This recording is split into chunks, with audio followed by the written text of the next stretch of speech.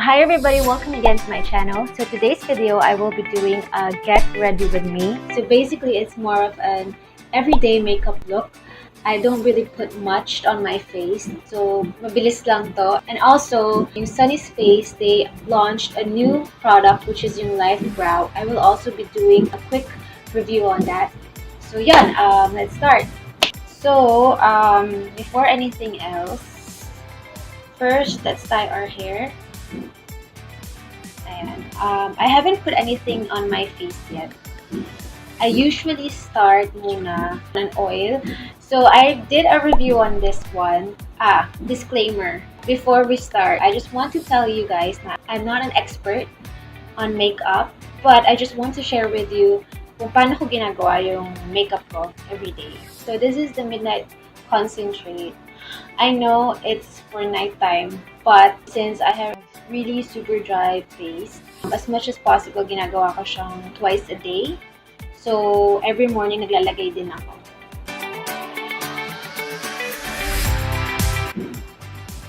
Next will be this product.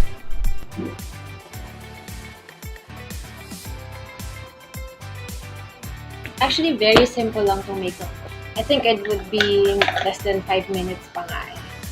Next is yung BB cream.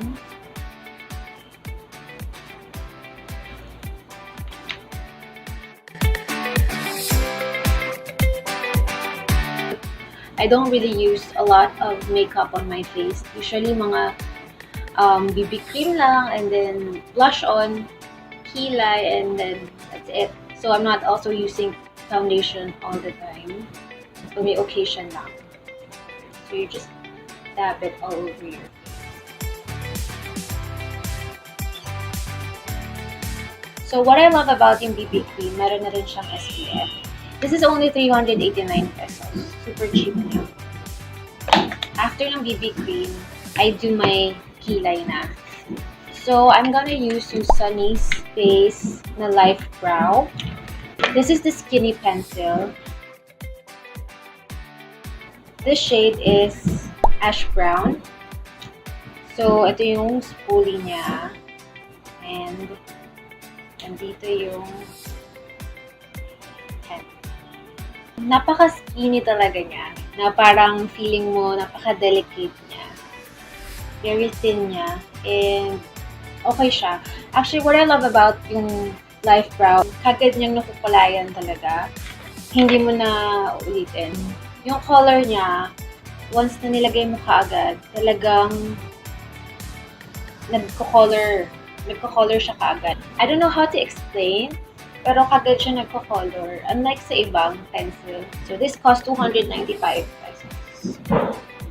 So try na natin sa kilay ko.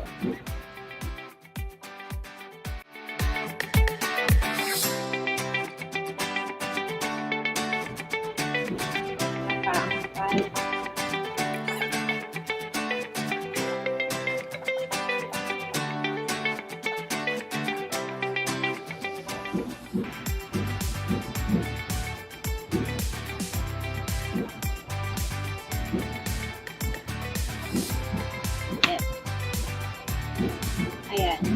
And then, after that, I also bought yung Sunny's Face Life Brow Grooming Gel, which cost 345 pesos.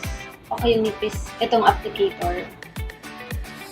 I don't know why, pero ang konti lang ng mismong laman nitong Life Brow. So, medyo parang lugi ka since konti lang siya. So, second time ko palang ginagamit to, and yun din napansin ko talaga, parang walang laman. So, I just hope na i-check nila for quality control. Kasi itong nakuha kong product, wala masyadong laman. So, hindi sulit yung binayad ko na 345 pesos. Ayan.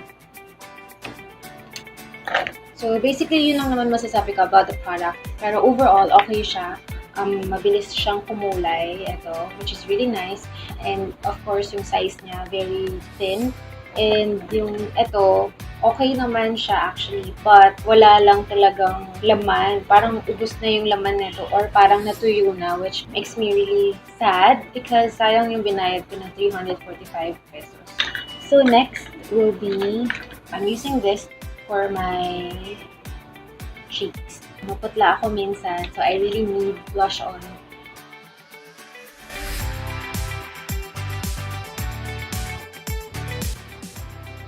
Okay, so next will be yung sa lashes na lang.